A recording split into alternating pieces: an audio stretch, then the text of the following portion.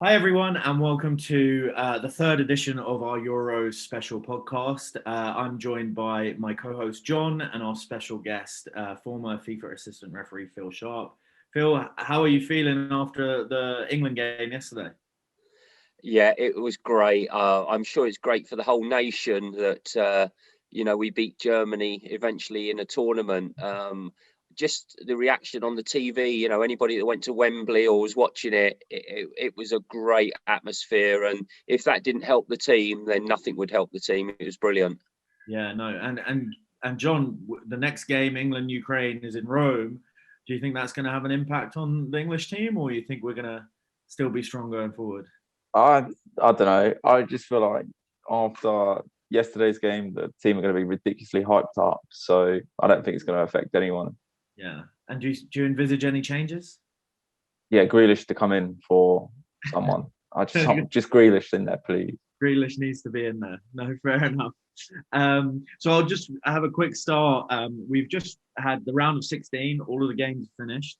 And as we expected, the levels of kind of the temperature of the games risen a lot more on the line. These are games where if you lose, you're going home. And we saw 3 red cards in the 8 games, which was as many as we had in the group stages, right? I think we only had 2 in the group stages. So pretty incredible that all of a sudden you can see the temperatures risen.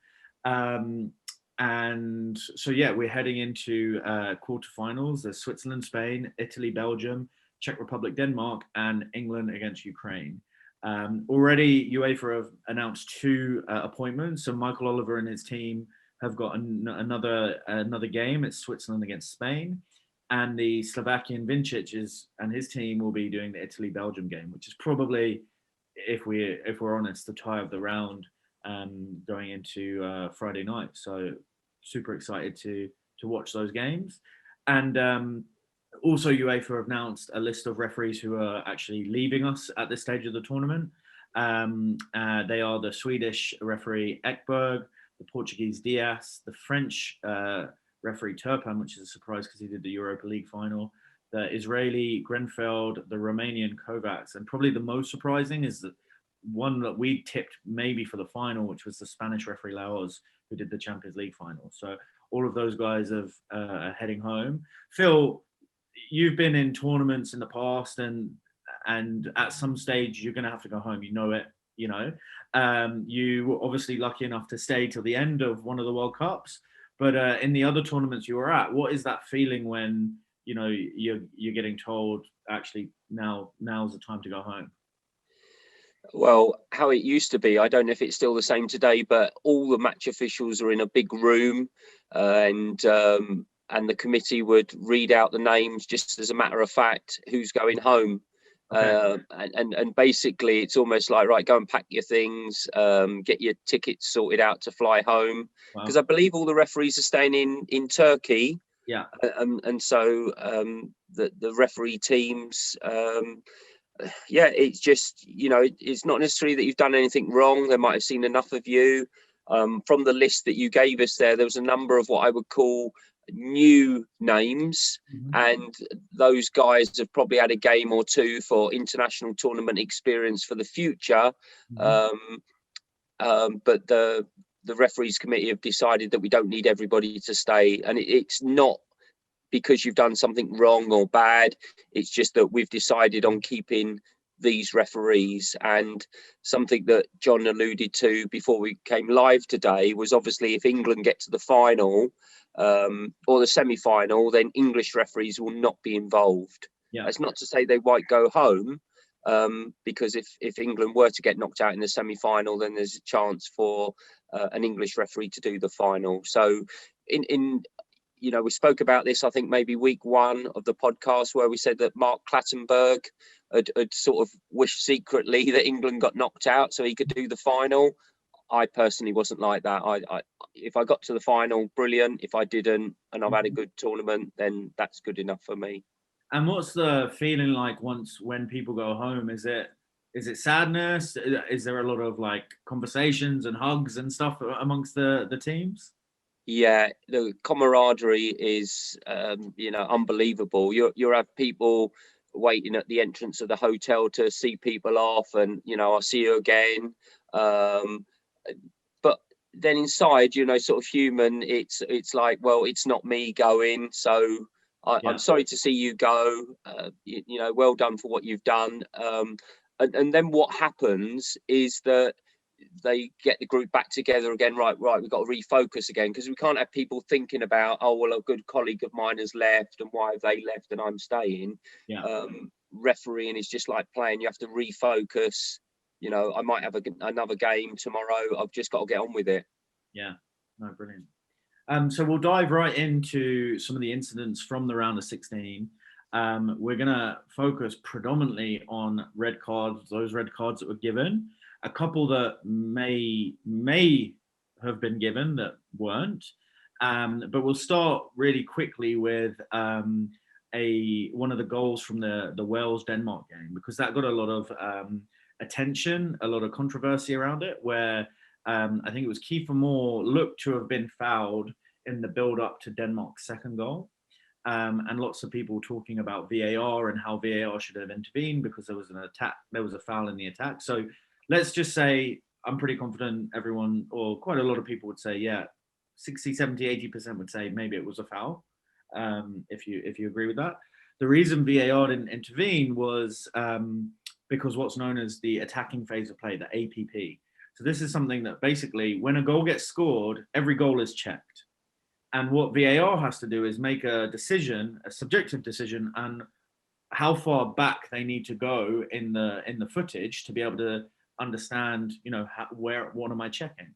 And so the term APP, the attacking phase of play, was created, and it basically enables the VAR to say, okay, well, this is where the attack started. And it's subjective. They have to make a decision, where they think the attack has started. Is it, the goalkeeper plays the ball up and then it goes back to the defender? Well, that progression backwards is resetting what's known as the APP. And what I think happened here is there was two clear interventions by Wales defenders in the build up to the goal after the foul had been committed. So what that means is VAR has said, okay, well, that APP is reset because the Welsh player has, won the ball back, and okay, he's got rid of it, but that's not now part of the attacking phase of play. So that's all I wanted to kind of share with people, because some people may have not known that APP exists, or how far back does it go. But so this is clear to me that VAR didn't make a mistake here. It's just the way that the definition of how far back when a goal is scored gets checked. So just an interesting one there. But in the same game, and now we're getting into the red cards decisions, Harry Wilson, who'd just come on the pitch, had made a challenge on a Danish player and was immediately shown a red card by the German Sieber, who's had a pretty great tournament, I think. And this decision kind of was a bit of a surprise to people, a little bit of a surprise. Basically, the ball had kind of gone, and Harry Wilson takes a fairly petulant swipe with his left boot to take out the Danish player. John, I'll start with you. What are your thoughts on this one? Was it a straight red for you? Probably not a straight red. I know we've discussed this before on a previous podcast about, that cynical foul, and like, can you give more than a yellow card, like maybe a sin bin, that sort of punishment for that, because he's not played the ball. The ball is a long way away from the attacker now, and he has just gone and wiped him. I remember when I first saw it live, and I was like, oh, that's quite naughty, because he looks like he comes in at speed. And if he had gone red straight away and then maybe rescinded to yellow, I'd probably be a little bit more like, fair enough. But it was straight red, and I don't know why VAR didn't get involved. And I don't know if you can enlighten me on that, because I didn't feel like it was a red card challenge. I thought it was quite unlucky, but I do think it was those tackles that we speak about, that it's a naughty tackle and they don't get punished enough for it. So it's quite interesting to see it be punished that way. Yeah, no, good. We can talk about the VAR in a second, but Phil, I want to bring you in here. What were your thoughts? Did you watch it? Did you watch it live, or was it? Yeah, I've seen it, and a word that John used there, which I've not heard a lot of people say, but I agree with John, is cynical. Mm-hmm. And at normal speed, there is no need for the player to make that challenge. He's not going for the ball. I think maybe they just conceded another goal and it was frustration, and it was cynical just to go, I've got to be careful here. You're not going to take the mick out of us in scoring more goals. And for me, it was cynical. And I was, do you know when referees say it's orange? Yeah. You know, it's more than yellow, but is it quite red? I understand why the referee gave red, because he thought it was cynical. There was no need to do it. It was a deliberate act. And, you know, in my time, when you think about when David Beckham got sent off for a petulant sort of little kick out, Yeah. you know, you can't say, well, that was, you know, that really hurt somebody or it was at high speed. But, you know, I think what's happened here is they're giving out a message that that sort of tackle will not be tolerated. Yeah. And so cynical challenges, when you slow it down, because most of the replays are slowed down, you go yellow card all day long. Mm-hmm. Yeah, I mean, the only thing here that I think doesn't save Harry Wilson is the fact that the ball's completely gone, and therefore, technically, you know, it's not serious foul play now. It's being classed as violent conduct, right? Because you basically, the ball's not there, so there's no way it's a challenge, and it's just excessive force. This is a kick or an attempt to kick, is how the referee has interpreted this act, right? So when you talk about that, maybe you can kind of see why. But yeah, it's interesting because some of the Welsh pundits I heard said, yeah, it was a red, and some said no, that it was never red in a million years. So even there, you're getting people who are Welsh are not really sure what it was. I think probably we've used the term orange in the past, is one that we can support. Probably ourselves would have gone yellow, it seems like, but it's not a mistake, and therefore that's why VAR can't get involved. It was a subjective decision, you know. But an interesting one. Denmark looking strong.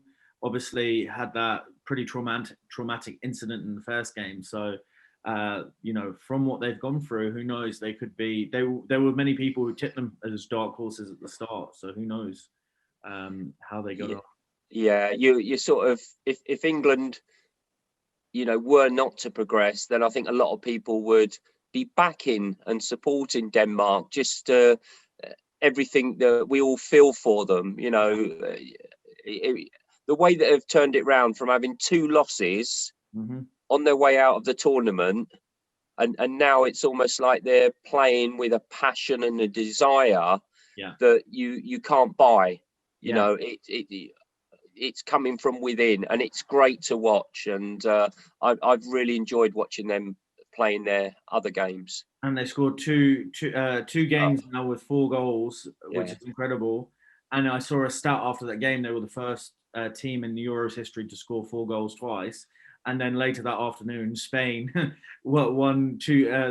scored 5 goals in 2 games, which was an incredible watch too. There wasn't a huge amount of controversy in that game, so there's not much to talk about from Croatia-Spain. But in the Czech Republic Netherlands game, a big surprise in terms of the result. It was 2-0 or 1-0, 2-0 to the Czech Republic in the end. Yeah.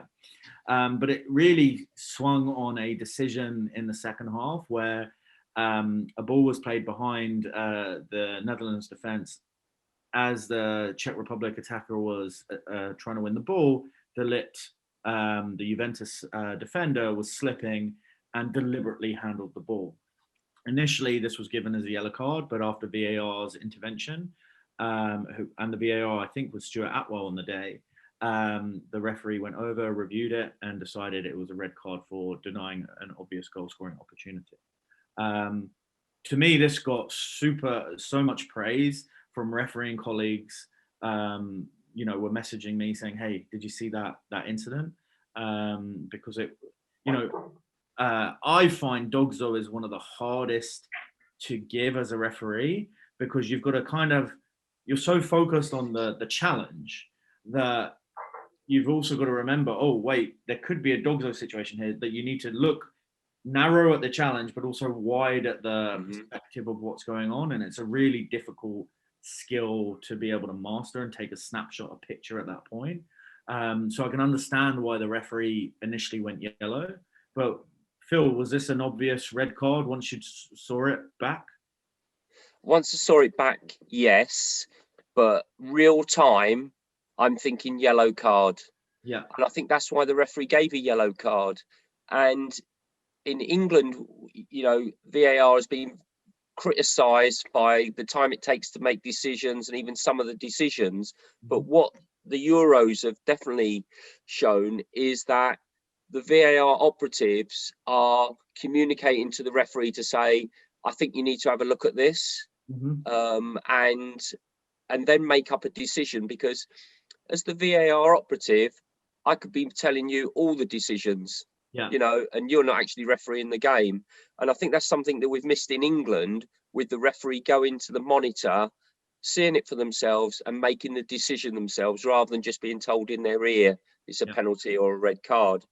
And something that I can always remember being told on, you know, like UEFA and FIFA seminars is, a lot of people will say, oh, well, he didn't really mean to do it, he was falling over and he put his arm out.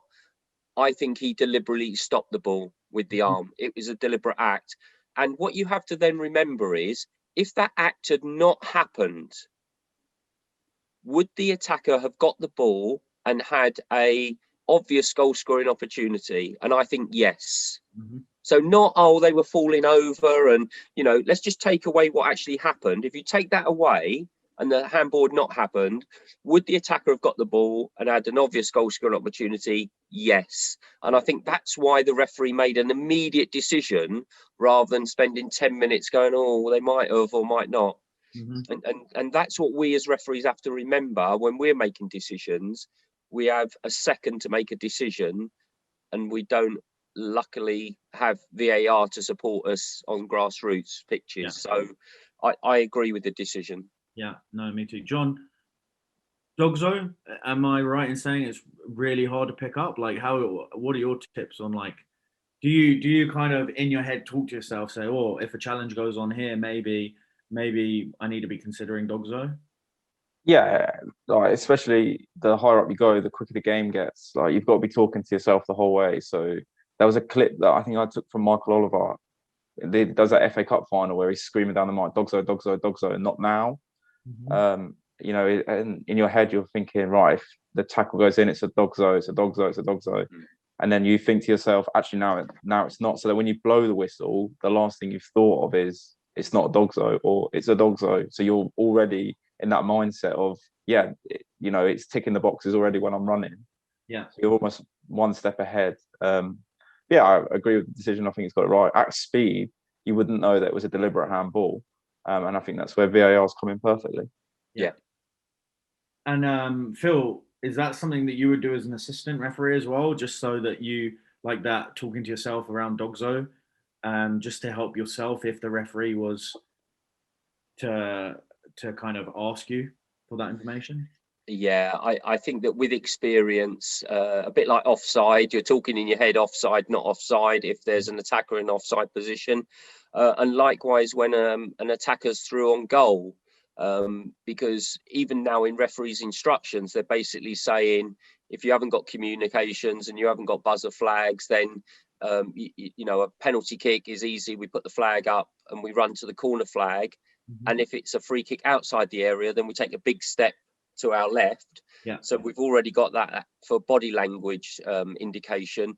But yeah, it did happen to me in a game in the Premier League, and I was thinking, and it, you know, at the moment it happened, it was that distance between the edge of the penalty area and the halfway line. But it was sort of more than half of that distance. And the nearer it gets to the penalty area, you've got to be thinking red card and direct free kick. No, awesome. Yeah. Brilliant. And then we'll move on to the final red card that was actually shown during the round of 16, which was Sweden against Ukraine. And Danielson from Sweden wins the ball. He wins the ball when he's making a challenge, and so surely it couldn't be a red card. But he wins the ball, and then his foot lands at probably shin level, if not higher, on the Ukrainian player. What happened was Osato, the Italian referee, initially gave a yellow, and then VAR got involved and said, have a look, and had a look again. And what he saw was probably not the nicest of viewings, because it was a pretty strong challenge to the kind of shin area, as I said. So Phil, he won the ball, so surely this isn't a red card. Yeah, there's the misconception. There's certain terminology that a lot of football fans use, and that is, and some players as well, is that I got the ball, ref. Mm-hmm. Now, getting the ball with one foot doesn't take away that you've played the opponent with the other foot, or your body, for example. I watched this back again and again. Both the referee and the assistant referee number 2 have got clear vision of this incident. The assistant referee doesn't flag. Maybe that's something that the referee and his assistant don't do. Maybe they just communicate. Mm-hmm. But watching this back, it was a red card all day long. And I know you said shin. Yeah. I actually thought it was high shin, almost knee. Yeah.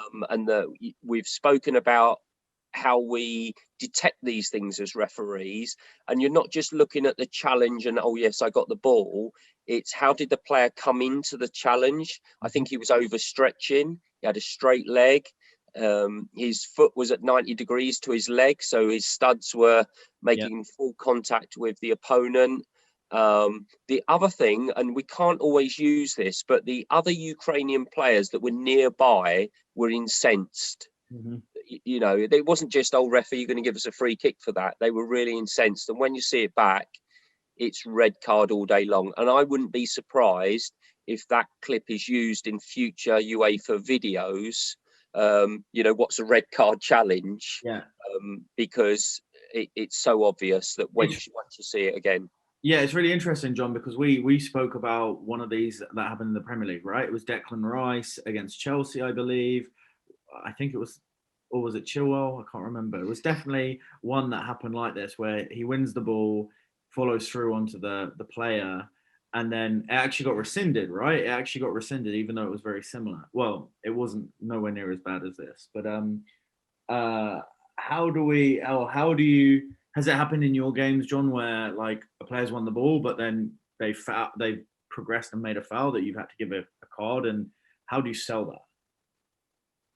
Yeah, it's happened. I think a famous one, I don't know if you remember it, but it's John Joe Shelby in the Liverpool versus Man United game. He goes in 2-footed, jumps into the ball. Both him and Herrera win the ball, and John Joe Shelby got sent off. Uh-huh. But obviously, again, he's won the ball. It's happened a couple of times. It's just one of those things that you've got to just explain to the players, like, look, yeah, he's won the ball, but the guy's like, he's caught the guy high, or he's gone around the back of him to win the ball, or, just like a simple explanation of, yes, you're right, he has won the ball, and explain to them, agree with them in that aspect, because they're not wrong, but winning the ball isn't the entire challenge, is it? Right? And this one yesterday, it made me wince. And I think gut feeling is, when you look at it, because it didn't take long for him to overturn his decision, and I think gut feel is, if it makes you wince, I think you're asking some serious questions. Yeah. No, brilliant. So those were the 3 red cards, and I was fortunate enough to be at Wembley yesterday. Incredible atmosphere, just an unbelievably tense game, really. It wasn't too exciting, really, as football goes, but as an atmosphere, it was just incredible. And when we scored, it was unbelievable. But there was one incident that I saw that I was a bit worried about. I was quite high up, so I needed to see, I've seen it back now, that I wanted to chat with you guys about. And there was one that I completely missed because it was so far away, that someone sent me, that I think are going to be really interesting to talk about. So the first one was Declan Rice. It was about the 7th minute of the game. I think it's Muller who's through on goal, and Declan Rice, it may be someone else, but it could have been Muller. Goretzka. It was Goretzka, okay. Yeah. And Muller Rice has challenged Goretzka for the ball. One, do you think it was a foul? Like, because it looks like Goretzka's put his body into Rice, like put his leg, almost fouled Rice. But first, let's start. Do you think it was a foul? No. You don't think? You think Goretzka's kind of put his? I will go fairly controversial, and I would spin it around and give England the free kick, because when you watch it back, Goretzka throws his leg in front of Rice, and the ball isn't traveling that way. The ball is going forward, and Goretzka's leg goes right and technically trips Rice up, and then Rice obviously makes contact, goes down. So I don't know if that's controversial or everyone else's opinion is, but I would actually flip it round to England. So I saw exactly that, and I agree until I actually watch it once more time, and I see Declan Rice is actually pulling Goretzka's arm at the top. So Phil's nodding at both of what we've said. So yeah. I think you agree with all of that then. Yeah, I think this would be a great case where if we could hear the referee's explanation, and not to catch somebody out, but just go, but the German player stuck his foot out. He tripped up Rice, which is what John said. And John, this isn't new, is it? It's been happening for a number of years now, where attackers through on goal put their leg out to trip over a defender.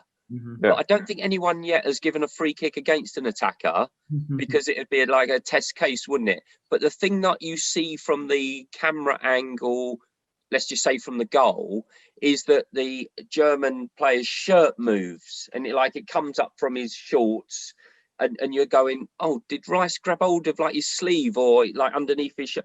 So I think it's a pullback on the German that the referee has given. Free kick and yellow card. Yep. And I know that we're going to discuss whether it should have been a red card or not. And this is a great example for grassroots ref. So Hassan, what do you think about that? Yeah, so I was worried watching it because again, it's so maybe it's something I need to develop, but like taking that snapshot in time and seeing where all the players are is so difficult, because you need to literally just pause take that photo at that point in time. And to me, I was super worried from my vantage point that this could be a red card coming out. Okay. As I watched it back, and as I saw, there were basically two defenders either side of the challenge, maybe 2 yards to the left, 2 yards to the right, and maybe 1 yard slightly behind, So I think yellow was correct, but also, it could have easily been a red card, possibly easily, I'm not sure. John, what about you? Let's assume it was a foul. Yeah. Were you at all worried about Dogzo when you were watching on TV? Not particularly, just due to the fact that, you take that snapshot quickly, and I think it was Walker and somebody else. Stones were like right next to the challenge. So had Rice, like Goretzka didn't always have the ball under control either. So I just thought that, it'll be a yellow card in a dangerous position. I was more worried about the free kick than the card, just because I thought there were too many people around Goretzka to be like, yeah, he's definitely denied an obvious goal scoring opportunity. Yeah, I agree with John. Something that we mentioned earlier was about, if that incident had not happened, are there any other defenders around to challenge for the ball? And we all acknowledge that there was 2 other defenders that could have challenged for the ball. So therefore, it's not an obvious goal scoring opportunity. Yeah. The other thing that's interesting is, obviously, the incident happened outside the area. So it's a yellow card and direct free kick. But if it had gone into the area and the offence was the shirt pulling, that is not challenging for the ball. So therefore, that could have been a red card and a penalty kick. So maybe Rice was clever in doing it outside the area. And that's something else that referees have to be aware of, is that a couple of years ago, the law changed that not everything is a red card and a penalty now. If Rice had tried to put his foot in there to play the ball, that's different. But what happened yesterday was, for me, a shirt pull. So therefore, yellow card and direct free kick. But not a Dogzo, because you have the 2 other players there. Yeah. No, great. I completely agree. But I was I got to be honest, in real time with no replays, I thought we're in trouble here, maybe. Later on in the game, there was a challenge that went in by Calvin Phillips. Again, from my vantage point, it looked like a great challenge, but actually watching it back, Danny McKelly gave a yellow card, and it looks super similar to some of the other incidents that we've seen. There's been a lot of stamping on foot. We've talked about it.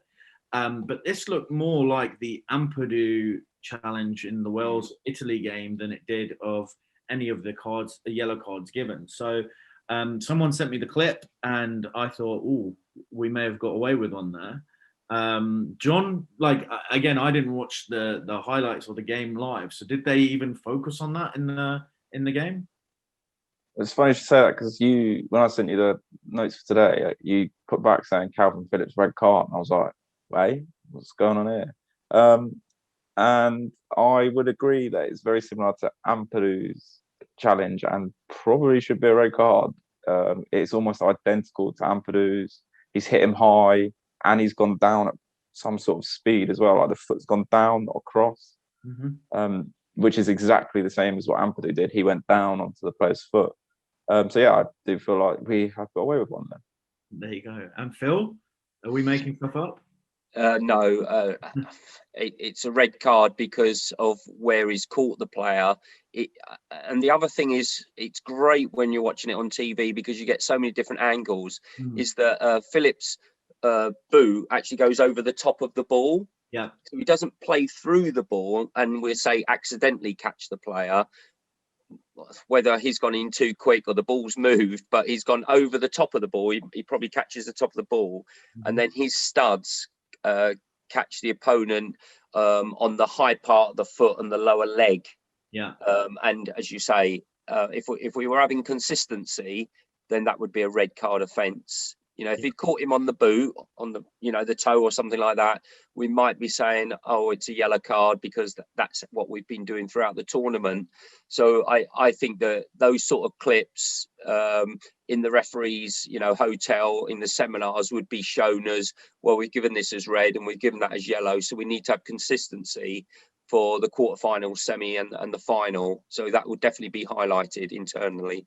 Could this be an incident where UEFA have actually reviewed the one with Ampadu and said, actually, that probably should have been a yellow, and therefore Danny's gone, okay, well, that's what they've told. Could it? We don't know, right? It could be, right? Yeah, that could be the case, but so far I've only seen during any sort of tournament, UEFA, the referees committee, and even the referees, they have organised press conferences where the media can come in, speak to referees. There might be a statement, and the head of referee in Rossetti, former international Italian referee, he spoke about the offside that we covered in the Italy-Turkey game and said that was an error. But nearly everything else he said we're really happy with. But that was quite early on, after the group stages. So maybe there'll be another press conference where they highlight something else that, we've come to the conclusion that this is correct or that's correct. Yeah. But no, that's a good point. No, brilliant. So that kind of rounds up our reviews of all the major refereeing incidents from the round of 16. Going forward, Phil, just to get your insight from the camp now, of the referees, how are they feeling going into the, they've now plotted out what games could be where and who and etc.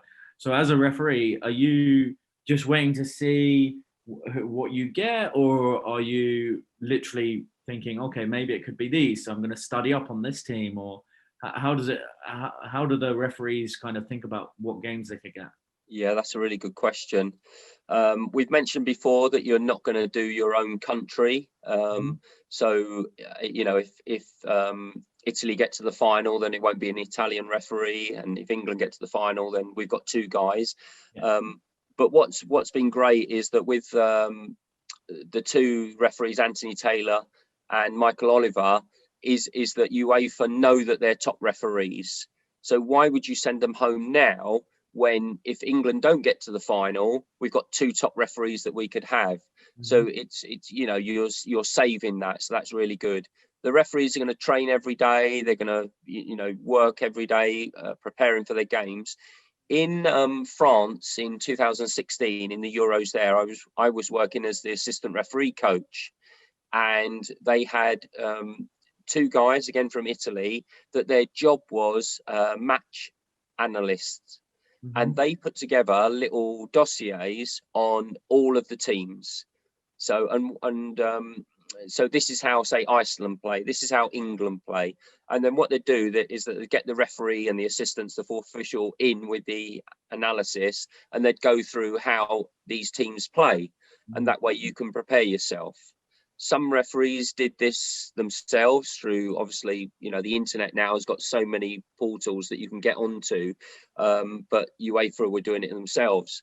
And something that I was recording in France was offside decisions, correct, incorrect, why were they correct and not. And something that I noticed from Germany, well, I was going to say 4 years ago, but 5 years ago now, is that they always had a player in an offside position when they attacked. But that player would then come back onside and somebody else would go offside, and then somebody else would come into play. And what this did, I think, was confuse the defenders. Okay, but what it can also do is confuse assistant referees. Yeah. And so I saw this in a number of games, and I went to the analysts and I said, have you seen this in Germany's game? And they said, no, we hadn't noticed it. So they then included that for the referee team who had Germany in the next couple of games. Yeah. So you're always learning how teams do things, and you're preparing yourself. But if you don't get another game, you've still got to stay prepared. Yeah. Because you don't know what, somebody might get injured. If England were to get knocked out, then we've got a chance of doing a game. There's also the 3rd, 4th playoff game that you could be involved in. So, don't pack your bags until they tell you to. Yeah. And then what you've obviously mentioned, there's a lot of research, a lot of research on the teams, a lot of kind of physical training and fitness training. Do the referees get much time off? Like, can they go around and explore the city they're in, or were you able to? Were there games that you could play, like pool and table tennis? Like, what did people do in their off time? Yeah, so the referee, all the referees, and obviously there's so many more now with 4th officials and even like the backup referees that they've got there. They all stay in one hotel. You all have your own room. So even if there was, like, I was part of the English team, I wouldn't room share with either the ref or the assistant. Everybody has their own room. What a lot of people do during the day is either leave their door open or ajar. That means you can, knock on the door if you want to come in, have a chat with somebody. And that's where the camaraderie, it wasn't, oh, we're English, so we're going to keep ourselves to ourselves. You say hello to everybody and you get to know everybody. More so now, where there's days between games or you've not been appointed to a game, then UEFA, or if it was a FIFA tournament, might arrange a sightseeing trip, or we're going out for a meal. Yeah. And everyone will get on a coach. You're not wearing anything that's sportswear. You've got like your jeans and your short sleeve shirt or stuff like that. So in France, we went into Paris a couple of times. Some people even went out on the metro on themselves.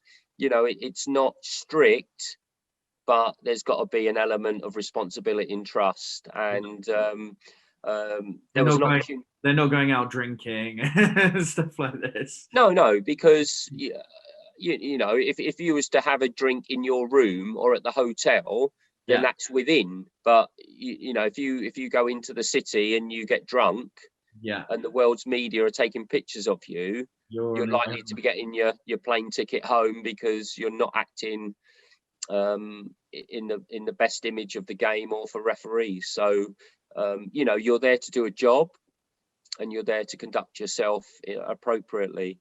But there's opportunities to go out and do things. But the other thing that happens is they have a countdown to the game. So almost like a training program 3 days before match day. Okay. And then the next day is a rest day. and then they might do like a